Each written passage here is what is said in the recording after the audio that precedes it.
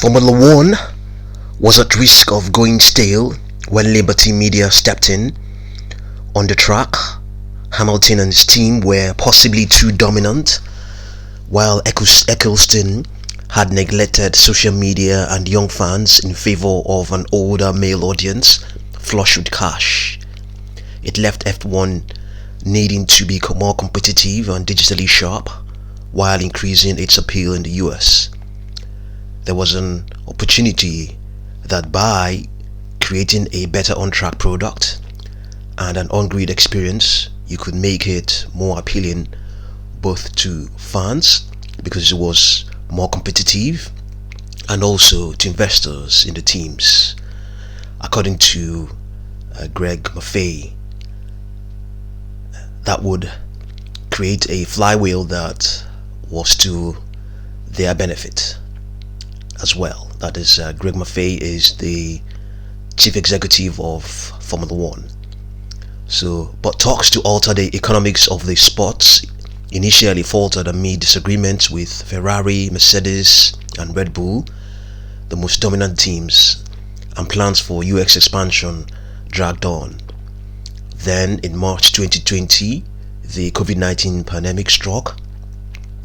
The opening race in Australia had to be scrapped, and teams feared for their financial lives.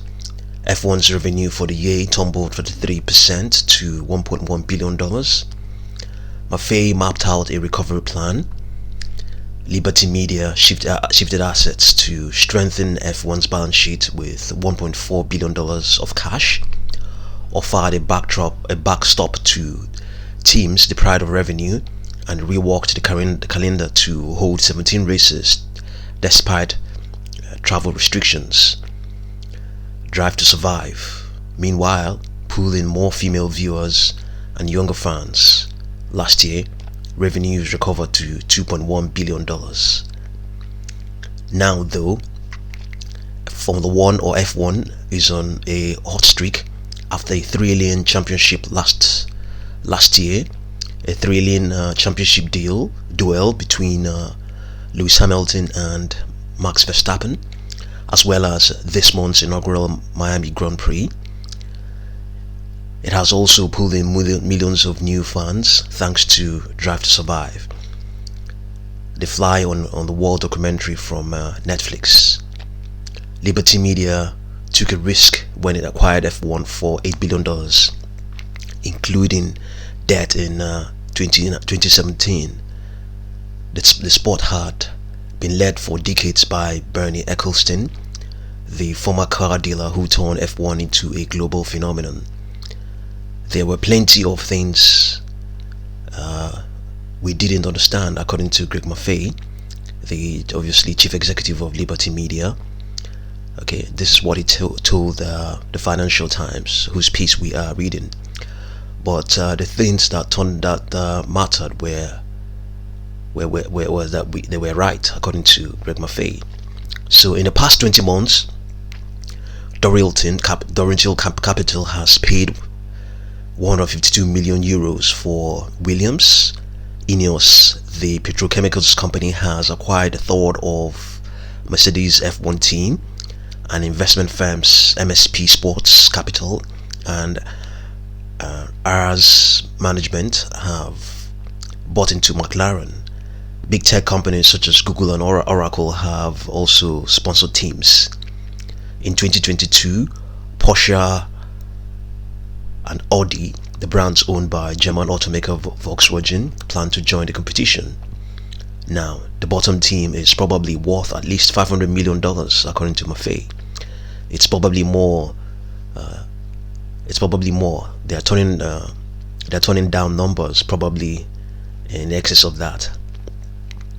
So one benchmark of the sport's success in America will be its new broadcasting deal. The current contract with ESPN, the US channel owned by Disney, was worth single-digit millions, and it is due to expire soon. The next US deal could be worth $500 million to $100 million. Sorry, the next deal could be worth $50 million to $100 million, according to a person with the knowledge of F1 broadcast contracts. This individual thinks the next deal will be substantially higher, according to Maffei. Their growth in the US, according to Maffei, is not done.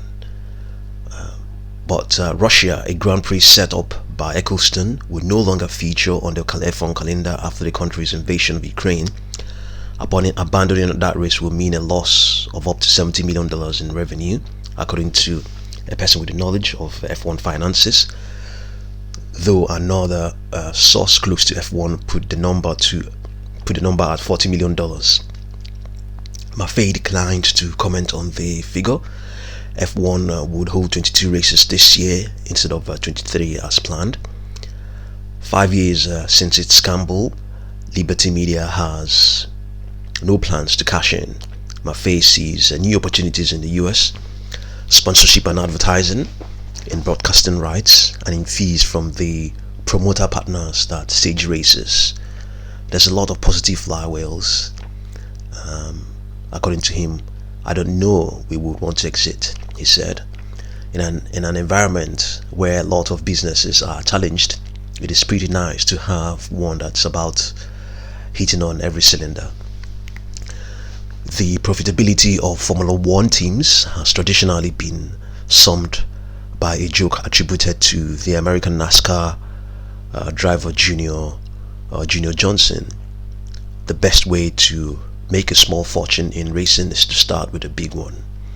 Historically, the most successful teams, especially Ferrari, but lately also Red Bull and Mercedes, have had to spend lavishly to keep themselves at or near the front of the grid.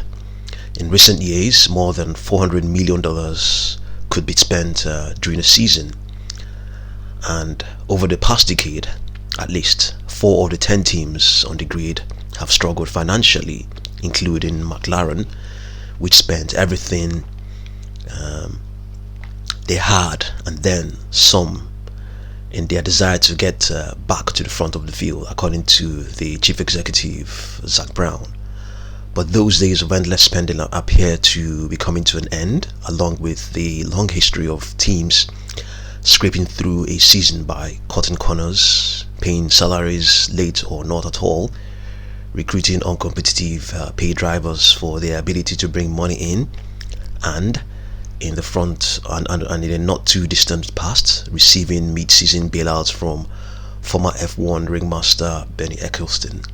Now, under the ownership of Liberty Media, the sport has made changes.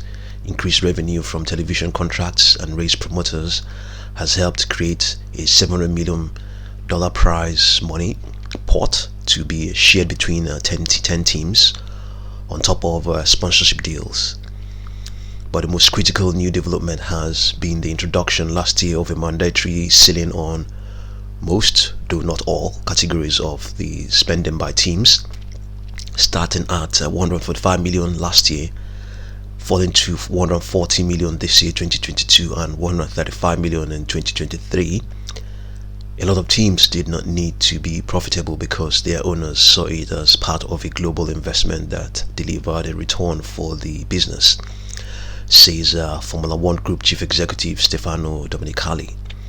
But to stimulate the growth of their business, it is essential to maintain the financial viability of their major stakeholders, which means controlling costs while increasing revenue. Okay, so thank you very much for watching this video. Subscribe, like and share.